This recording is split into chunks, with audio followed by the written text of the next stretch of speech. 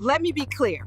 You drove 20 hours round trip every single weekend for 5 years? Yes, Your Honor. 10 hours there on Friday, 10 hours back on Sunday for my son. And you never missed a weekend? Not one. I slept in my car on Fridays just to get a few extra hours with him on Saturday. I missed holidays with my family. I missed weddings. I missed funerals. But I never missed my son. I did it because I made a promise to that little boy that I would always be there for him. It wasn't a sacrifice. It was my duty. It was my joy. And now she wants to tell me he might not be mine. Miss Ross, you heard that. Why now? Things change, Your Honor. What he chose to do with his weekends was his business. My business? It was for our son, Jenna. Our son. That's what this is about. I have a responsibility to know who my son's father actually is.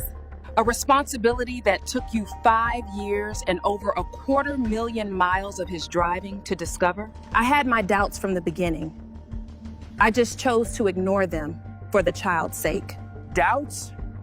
You never said a word. Not once. You let me drive. You took my money. I let you be a good man, David. I never stopped you from helping out. Helping out? Ma'am, he was being a father. Or so you both thought. I taught him how to ride a bike, Your Honor. I held him when he had nightmares. All those miles, those moments, were they all a lie? That is what the test is for. The cruelty of this is breathtaking. I'm not being cruel. I'm being responsible.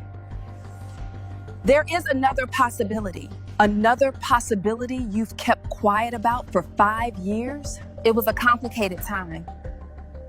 I wasn't sure. I didn't want to make things messy. Messy? You watched me burn my life down for that boy, for you. And you weren't sure? Mr. Miller, I understand your pain, but I need you to control your emotions in my courtroom. He's always been emotional. That's part of the problem. The problem is you have a heart made of stone. Let's move on. Beyond the travel, did Mr. Miller provide financial support for this child? He was generous for a time, but his financial situation has become unstable. Unstable? What are you talking about? I have never missed a single payment we agreed on. That's not what you told me last month. You said work was slow. Mr. Miller, do you have any proof of these payments you claim you made? I have 5 years of bank statements right here. 60 straight payments. I never disputed that he sent money. You just said his situation was unstable. Now you're changing your story? That was for child support. We never had a formal agreement. I considered it a gift. A gift? $60,000 is a gift? For my own son? You offered to help. I never forced you to do anything. Ma'am,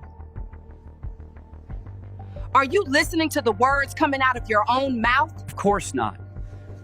She lives in a different reality.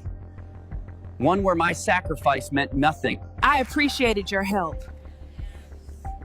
But that does not make you the father. So let me get this straight. You accepted his time. You accepted his money. You accepted his love for that child. And you're calling it a gift?